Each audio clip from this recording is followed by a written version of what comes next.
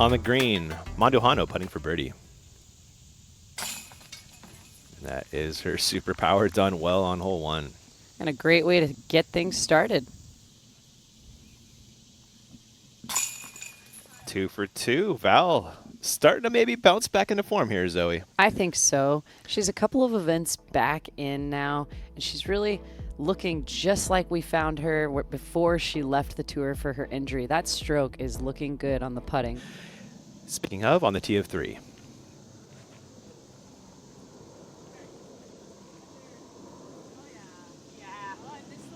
Oh, really nice. Nice. Beautiful stroke. On 5, Mandujano.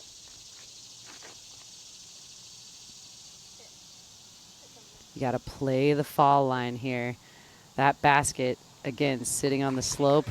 Everything's funneling to the OB water.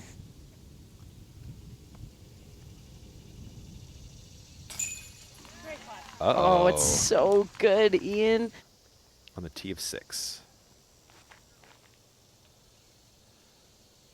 What are we doing here, Zoe? Well, hole 6 is another par 4, so you want to score the tee shot. Again, very important to put yourself in position because the second shot, it's kind of a repeating occurrence, has to be the one to get into the circle. She's got positive memories from here. We saw in last year's coverage her make this putt. Oh, my goodness. Yes. Kind of angle into the hill and watch it just finish. Mandujano, tee of 7. That is safe. Oh, that's great, actually. Oh, what a play. And Yeah. an amazing skip. She made that look easy. Mandujano looking good through 7.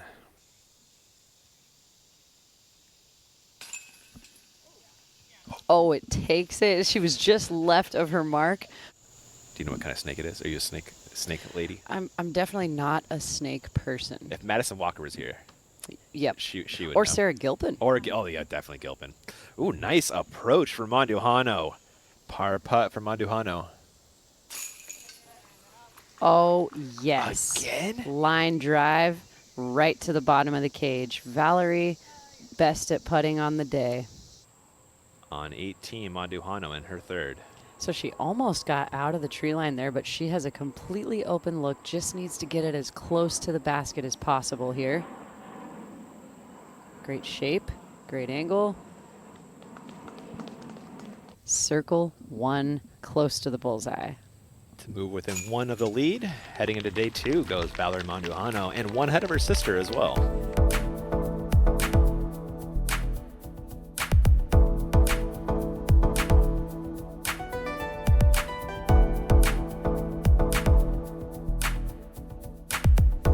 Valerie.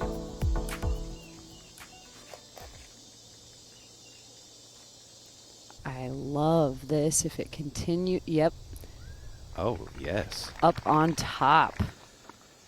Throwing 2.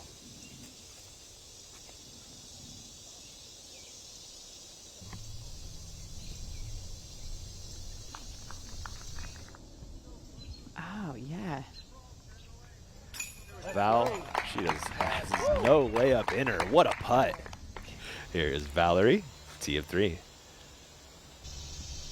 And this tee shot really shapes up for Valerie. I'm hoping Ooh. if there is a birdie today, she might capture it. That was great. Valerie throwing her 3rd.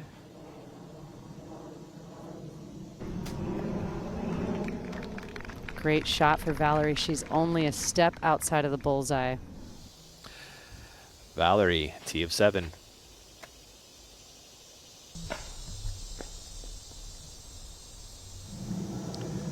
Valerie. Set up beautifully and taking advantage.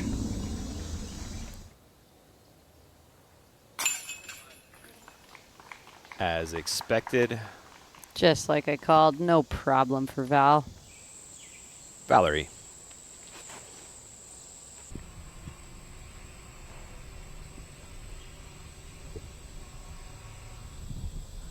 Her 2nd shot.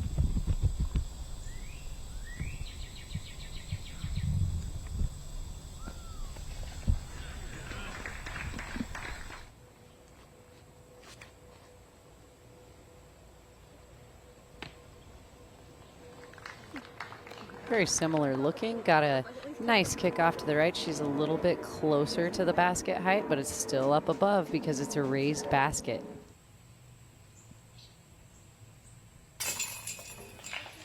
She's done it. She took an extra half a second to really secure and close the deal there.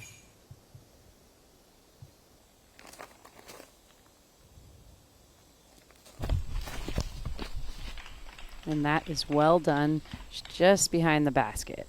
To maintain a 3-stroke lead.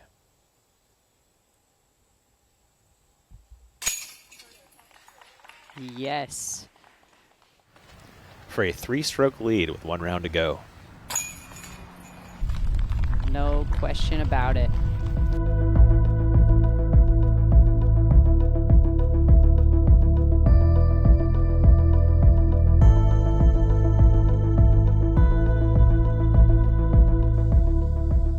And that's appropriate from where she's at right here. You don't want too much ground action. You just want to sit right next to the basket, and that's what she dialed in. What a start from Wow. Mandujano. Looking down at, I believe, Mandujano getting ready. There she is.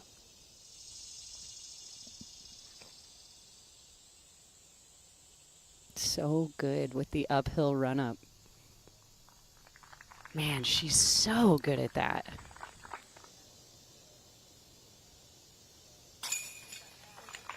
Right in the center of the chains.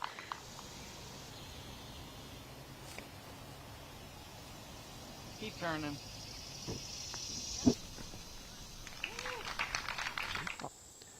Mandujano next to tee.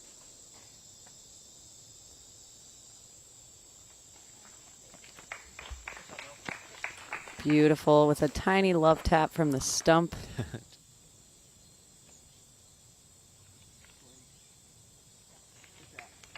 It's a nice swing from the awkward lie.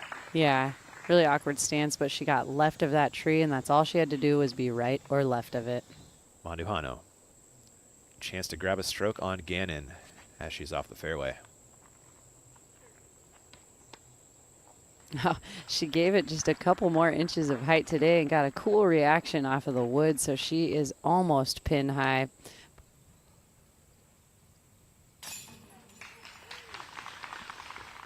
On hole 12, Mandujano. Lead 6 again. Using all the fairways. Yeah, a nice flight. She's in good shape to attack that new cut fairway. Mandujano second, found a pretty early tree, throwing 3.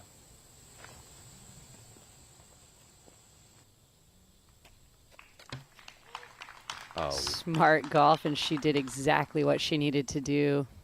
great tap pace on in. that. Yeah. We've seen so many of those approaches go long. Welcome in. Important tee shots. Mandujano on 13.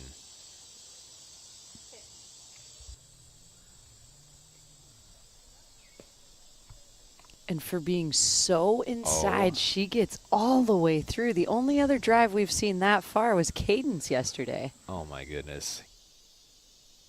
The lead will be 8 if this goes in.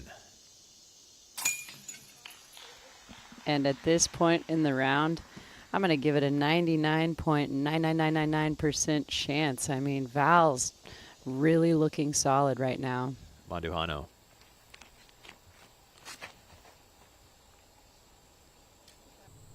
Beautiful height, beautiful line, center cut for Valerie.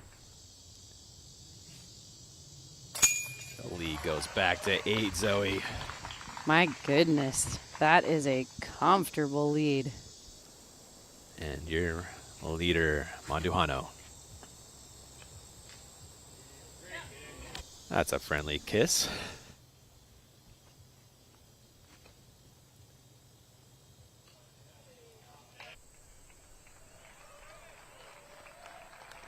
Beautiful. She's out in the open on her second shot.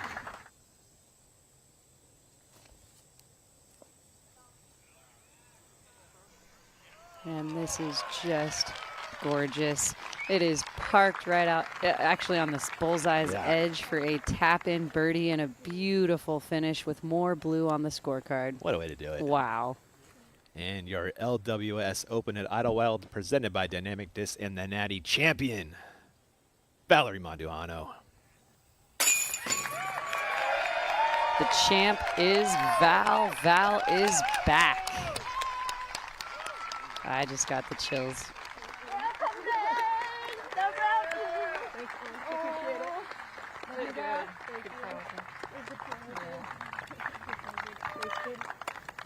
Congratulations.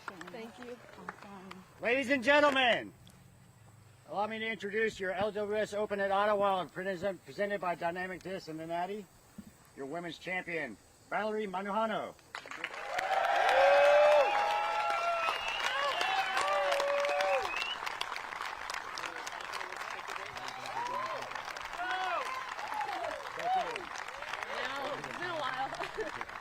It was less than 2 months ago that you returned to the tour. That was the DDO back in June. You've played 6 events. You've cashed in 5 of them, but now here you are on top. What looks like form from last year. Does it feel like it?